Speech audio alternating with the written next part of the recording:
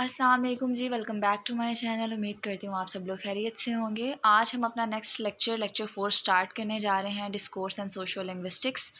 कोशिश करेंगे कि ज़्यादा से ज़्यादा टॉपिक्स जो हैं उनको कवर कर लिया जाए इस लेक्चर में। सो स्टार्ट करते हैं विदाउट टाइम वेस्टिंग। पहला जो टॉपिक है वो है डिस्कोर्स सोसाइटी से रेलेवेंट, जिसमें हमने discourse communities and speech communities को पढ़ना है। सो अगर हम पहला कॉन्सेप्ट अपना डिस्कोर्स कम्युनिटी का देखें तो डिस्कोर्स कम्युनिटी जो होता है ये उन लोगों का ग्रुप होता है जिनकी एक जैसी यानी कि शेयर्ड एक्टिविटीज़, गोल्स और इंटरेस्ट होते हैं। ठीक है, मतलब कि आप कह लें एक जैसा एम और पर्पज़ होता है। फॉर एग्जांपल किसी का एम है स्टडी से relevant to advance their knowledge. ठीक है, किसी भी स्पेसिफिक फील्ड के साथ में, फॉर एग्जांपल वो फिज़िक्स का सब्जेक्ट हो सकता है या फिज़िक्स की फील्ड हो सकती है, केमिस्ट्री की फील्ड हो सकती है। ठीक है, तो इस तरह के क्या होता है कि एम्स हो सकते हैं, कॉमन गोल्स हो सकते हैं। ठीक है, तो ये वो लोग होते हैं जिनकी शेयर्ड एक्टिविटीज़ होती हैं, गोल्स होते हैं और इंटरेस्ट होते हैं। सो इस तरह के ग्रुप के जो लोग होते हैं वो क्या करते हैं, वो एक दूसरे से बातचीत करने के जो है मखसूस तरीके इख्तियार करते हैं ताकि उनके कॉमन इंटरेस्ट पर, कॉमन गोल पर जो है वो बात करना आसान हो जाए। ठीक है, सो वो इसमें क्या करते हैं, वो मखसूस टर्म्स और जार्गन का इस्तेमाल करते हैं। फॉर एग्जांपल आप कह लें कि आपकी फ़ील्ड डॉक्टरी की फ़ील्ड है। ठीक है, और किसी सामने वाले पर्सन या आपका कोई फ्रेंड है, ठीक है, जिसकी फ़ील्ड फ़ोटोग्राफी की फ़ील्ड है। ठीक है, तो आप दोनों जो है वो एक दूसरे के साथ बेटर वे में कम्युनिकेट करने के लिए क्या करेंगे कि अपनी अपनी फ़ील्ड के जो है वो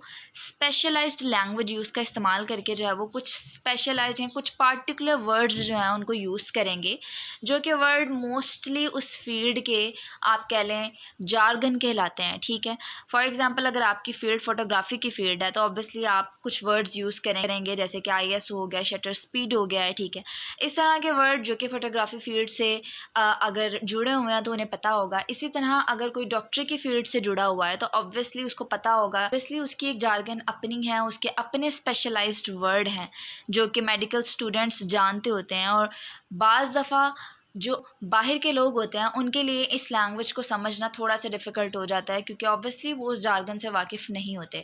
तो बेसिकली यहाँ मैं बताना चाह रही हूँ कि इस ग्रुप के जो लोग होते हैं वो एक दूसरे के साथ कम्युनिकेट करने के लिए अपनी अपनी फ़ील्ड के मखसूस जार्गन का इस्तेमाल करते हैं। ठीक है, जो उनके लिए बड़ा ही मीनिंगफुल बना देता है उनकी कन्वर्सेशन को, उनकी जो भी कम्युनिकेशन चल रही होती है उसको। ठीक है, अगर हम बाहर के लोगों की बात करें तो उनके लिए समझना थोड़ा सा डिफ़िकल्ट हो जाता है। ठीक है, उसके अलावा ये जो है वो क्या करते हैं, ये एक दूसरे से कम्युनिकेट करते हैं, इन्फॉर्मेशन को एक्सचेंज करते हैं। ठीक है, और ऑब्वियसली वो तरीके जो हैं वो बदलते रहते हैं। फॉर एग्जांपल मीटिंग्स की फॉर्म में हो सकता है, ये न्यूज़ लेटर की फॉर्म में हो सकता है, रिटन लैंग्वेज की फॉर्म में हो सकता है, कैजुअल कन्वर्सेशन की फॉर्म में हो सकता है।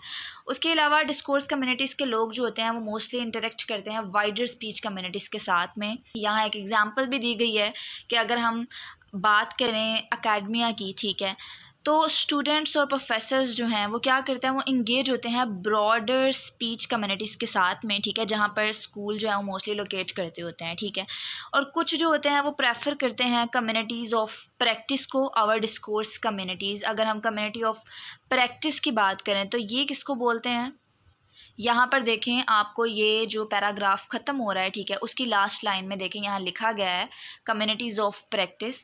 तो कम्युनिटीज़ ऑफ प्रैक्टिस जो होते हैं वो लोग होते हैं जो इकट्ठे रेगुलरली एक दूसरे से मिलते हैं। ठीक है, एक दूसरे के साथ नॉलेज शेयर करते हैं। ठीक है, प्रॉब्लम सॉल्विंग में एक दूसरे को हेल्प आउट करते हैं, लर्न करते हैं एक दूसरे से। फॉर एग्जांपल अगर हम टीचर्स के एग्जांपल ले लें तो टीचर्स क्या करते हैं, एक दूसरे से बाज़ दफ़ा जो है वो बातचीत करते हैं, सिलेबस डिस्कस करते हैं। ठीक है, एक दूसरे के साथ कम्युनिकेट करके जो है वो बेटर वे से जो है वो टीचिंग को इफेक्टिव बनाने के बारे में बातचीत करते हैं। तो इसको जो है वो एक तरह से हम कम्युनिटी ऑफ प्रैक्टिस भी बोलते हैं। ठीक है, उसके अलावा जो मेन कॉन्सेप्ट है वो है स्पीच कम्युनिटी। ऑब्वियसली हम डिस्कोर्स कम्युनिटी और स्पीच कम्युनिटी का डिफरेंस देख रहे हैं। ठीक है, तो अब मैंने आपको डिस्कोर्स कम्युनिटी बता दिया है, वो लोग होते हैं जिनकी शेयर्ड एक्टिविटीज़, गोल्स और इंटरेस्ट होते हैं, और ऑब्वियसली लैंग्वेज भी कॉमन ही होती है। आपने ये नहीं समझना कि इनकी लैंग्वेज डिफरेंट होती होगी, नॉट एट ऑल। लेकिन अगर हम स्पीच कम्युनिटी की बात करें, ठीक है, तो ये वो लोग होते हैं या उन ग्रुप्स के लोग होते हैं जिनकी सेम लैंग्वेज होती है और डायलेक्ट होती है। जैसे कि कुछ लोगों का सेम टाउन और कल्चरल ग्रुप है। ठीक है, सो ये फोकस करते हैं शेयर्ड लैंग्वेज पर। ठीक है, कम्युनिकेशन पैटर्न पर अमंग द ग्रुप्स जो है ये फोकस करते हैं शेयर्ड लैंग्वेज पर। अगर हम, मैंने अभी आपको बताया डिस्कोर्स कम्युनिटीज़ के लोग क्या करते हैं, शेयर्ड एक्टिविटीज़, गोल्स और इंटरेस्ट पर फोकस करते हैं। ठीक है, तो वो अगर सेम है तो ये एक दूसरे से कम्युनिकेट कर लेते हैं। अगर इनकी लैंग्वेज डिफरेंट है तब भी ये एक दूसरे से कम्युनिकेट कर सकते हैं, ठीक है। बट अगर सेम है तो ऑब्वियसली और भी ज़्यादा फ़ायदा हो जाएगा, एक दूसरे से कम्युनिकेट कर सकते हैं। लेकिन स्पीच कम्युनिटी जो होती है, इनकी सबसे ज़्यादा जो ये फोकस्ड होते हैं, किस बात पर फोकस इनका होता है कि शेयर्ड लैंग्वेज हो, ठीक है। तो ये उस कैटेगरी में आ जाते हैं स्पीच कम्युनिटी के लोग, ठीक है। तो इस डिफरेंस को आपने याद रखना है। आगे भी यही बताया गया है कि in linguistics a speech community refer to any a group of people that speak the same language. उसके अलावा यही बात आगे भी बताई हुई है कि स्पीच कम्युनिटी जो है उसमें कुछ फैक्टर्स आ जाते हैं जो कि इसको ईजियर बना देते हैं समझने में, अदर दैन जस्ट लैंग्वेज, ठीक है। तो वो हमारे पास सोशल, जियोग्राफिकल, कल्चरल, ये सब फैक्टर्स हैं। इनको आपने याद रखना है। आपको क्वेश्चन में अगर पूछा गया तो आपने फैक्टर्स लिख देने हैं। उसके अलावा लास्ट पर वो बताते हैं कि डिस्कोर्स और लैंग्वेज चॉइस। डिस्कोर्स जो होता है उसकी अगर बात की जाए तो ये रेफर करता है कि कैसे लोग जो है वो एडजस्ट करते हैं अपनी लैंग्वेज को, जो कि डिपेंड करता है सोशल कॉन्टेक्स्ट और कम्युनिटी पर, ठीक है, जिससे वो इंटरेक्ट करते हैं एक दूसरे से। उसके अलावा यहाँ पर होम्स के अकॉर्डिंग बताया गया है, ठीक है, जो कि कहता है कि हम डिफरेंट लैंग्वेज स्टाइल्स जो हैं वो यूज़ करते हैं जब हम फैमिली के साथ बातचीत कर रहे होते हैं, जब हम फ्रेंड्स के साथ होते हैं, या हम इन सेटिंग्स कह लो, फॉर एग्जांपल रिलीजियस सेटिंग या एजुकेशन सेटिंग हो गए या वर्क एनवायरनमेंट में है, ठीक है। तो ये वेरिएशन बेसिकली क्या करती हैं, ये मदद करती हैं हमारी कम्युनिकेट करने में ज़्यादा इफ़ेक्टिवली हर स्पेसिफिक कॉन्टेक्स्ट में, ठीक है। तो ये बात यहाँ पर सारे टेक्स्ट में बताई गई है। जो मेन लाइंस हाईलाइट की हैं उनको आपने याद रखना है। उम्मीद करती हूँ कि आप लोगों को इस टॉपिक की अच्छे से समझ आई होगी। उसके अलावा अगर हम नेक्स्ट टॉपिक की बात करें तो ये हमारे पास डिस्कोर्स एंड लैंग्वेज चॉइस का टॉपिक है। ये भी बड़ा इजी है, इतना ज़्यादा डिफ़िकल्ट नहीं है, बट इसमें काफ़ी सारा ऐसा मटेरियल है जिसको आपने याद करना है। तो इस वाले मटेरियल की अगर बात की जाए, इसमें क्या बताया जा रहा है, तो ये शामिल है लैंग्वेज के अंडरस्टैंडिंग में, यानी कि ये लैंग्वेज को समझता है, देखता है as a system with 3 main components. अब अगर हम उन 3 मेन कंपोनेंट्स की बात करें, ठीक है, तो उनमें हमारे पास सब्सटेंस आ जाता है, फॉर्म आ जाता है और उसके अलावा मीनिंग आ जाता है। सब्सटेंस की अगर मैं बात करूं, ठीक है, तो उसमें हमारे पास बेसिक साउंड्स आ जाते हैं, फॉर एग्जांपल वोवल्स होते हैं और जो कॉन्सोनेंट्स होते हैं वो आ जाते हैं, ठीक है, और ऑब्वियसली सिंबल्स वगैरह जो कि लैंग्वेज में यूज़ होते हैं। उसके अलावा अगर हम फॉर्म की बात करें, ठीक है, तो ये स्ट्रक्चर ऑफ लैंग्वेज होता है जिसमें शामिल होता है ग्रामर। उसके अलावा दूसरा पार्ट होता है लेक्सिस का।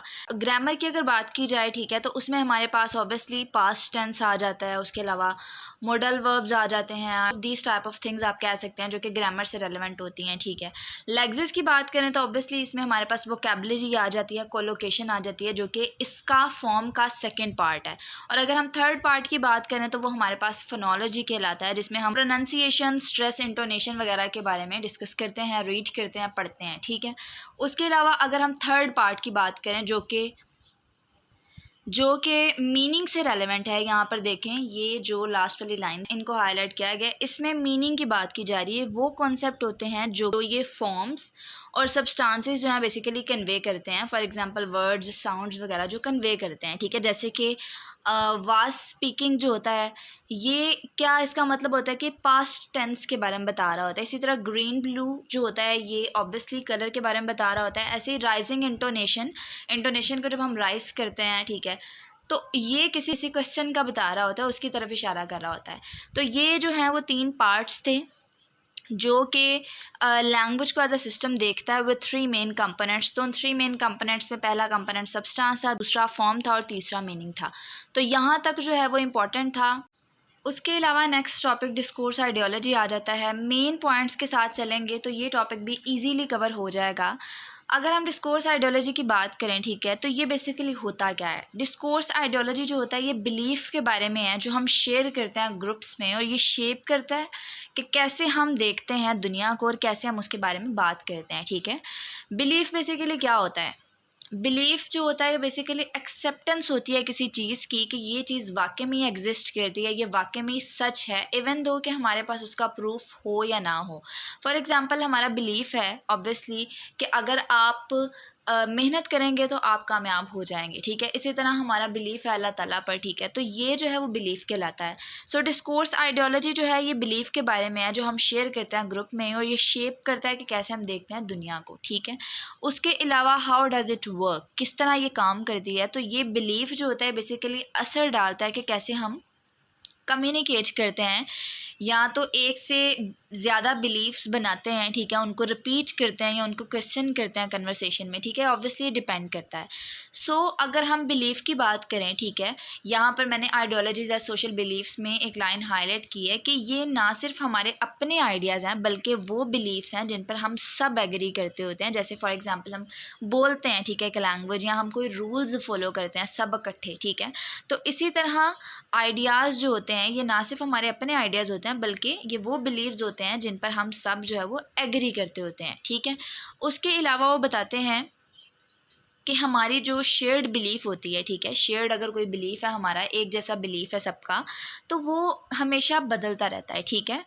फॉर एग्ज़ाम्पल आज कुछ है तो कल कुछ होगा, तो ये जो शेयर्ड बिलीफ होता है ये मोस्टली बदलता रहता है, ठीक है। उसके अलावा अगर हम बात करें यहाँ पर कल्चरल कॉमन ग्राउंड की, तो ये शेयर्ड अंडरस्टैंडिंग है। ये कहते हैं कि जो शेयर्ड अंडरस्टैंडिंग होती है एक बेस की तरह जिस पर हम सब खड़े हैं और जो गाइड करता है कि कैसे बात करनी है, क्या बिलीफ है हमारा इन पब्लिक, ठीक है, उसके बारे में गाइड करता है। उसके अलावा बेसिक जो चीज़ इस पूरे पैराग्राफ में बताई जा रही थी कि डिस्कोर्स आइडियोलॉजी जो होती है, ठीक है, ये मदद करता है समझने में कि कैसे हमारे शेयर्ड बिलीव्स शेप करता है हमारी कन्वर्सेशन को और हमारी सोसाइटी को, ठीक है। तो बस यही चीज़ थी, ये इतना वैसे रिपीट नहीं होता क्वेश्चन, इसलिए मैंने एक दो लाइंस इसमें से हाईलाइट कर दी थी, बट मेन कॉन्सेप्ट मैंने आपको दे दिया है। अगर आप लोगों को एक क्वेश्चन आ जाता है तो ऑब्वियसली आप बहुत कुछ लिख सकते हैं। फर्स्ट लाइन में यहाँ मैंने एक लाइन हाईलाइट किया कि framework for the present paper is multi disciplinary. तो इसका क्या मतलब है कि ये जो थ्योरी ऑफ आइडियोलॉजी है ये बेसिकली आई है डिफरेंट फील्ड ऑफ स्टडी से, ठीक है। तो जस्ट ये चीज़ यहाँ बताई गई थी। उम्मीद करती हूँ कि आप लोगों के लिए लेक्चर हेल्पफुल होगा।